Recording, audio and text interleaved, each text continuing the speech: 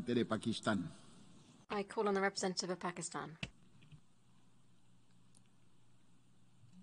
Mr. President, my delegation is exercising its right of reply in response to the statement just made by India. Deflection and disinformation define India's diplomacy today. For a country where members from India's minorities, including Christians, Muslims, Dalits, are publicly lynched at the hands of Hindutva zealots, is surely not qualified to give sermons to others. Today, the Hindutva-inspired BJP RSS government has launched a program to cleanse India of all the vestiges of its Islamic heritage, including through the destruction of Muslim mosques, shrines, monuments, and transformation of India's Muslims into an oppressed, second-class citizens and even non-citizens. The recent call for Muslim genocide, state complicity in extrajudicial measures, and state-sponsored grave human rights abuses against Muslim protesters in the backdrop of hate-driven derogatory remarks made towards the Holy Prophet, peace be upon him, by the senior BJP officials are alarming and highly condemnable. Mr. President, as for Jammu and Kashmir, I would urge the Indian representative at least once to look beyond obfuscation and denial. The truth of the matter is that Jammu and Kashmir is not an integral part of India. It never was, and it never will be. This is evident in all the UN maps and official documents.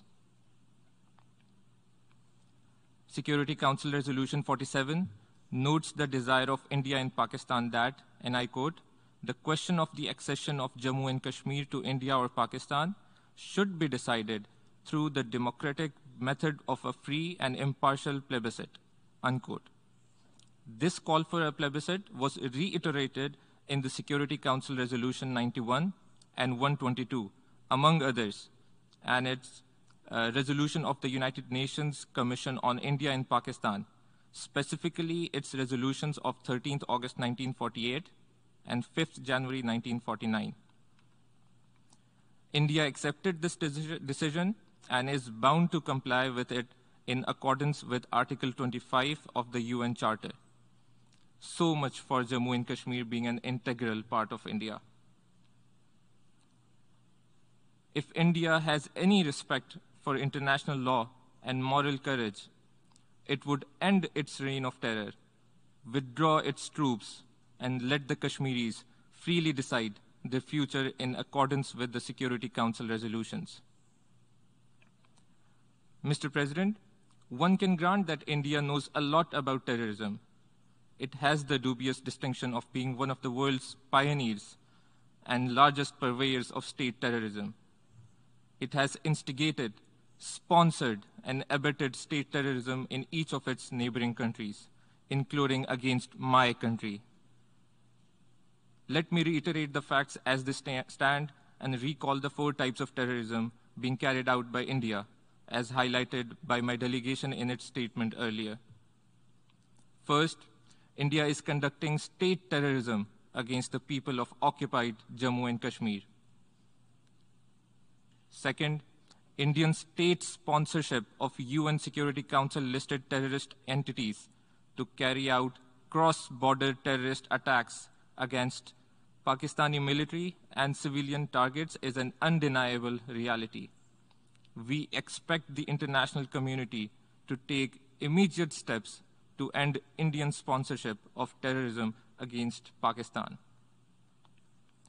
Third, India is financing and organizing mercenary terrorist organizations to destabilize Pakistan and impede its economic growth.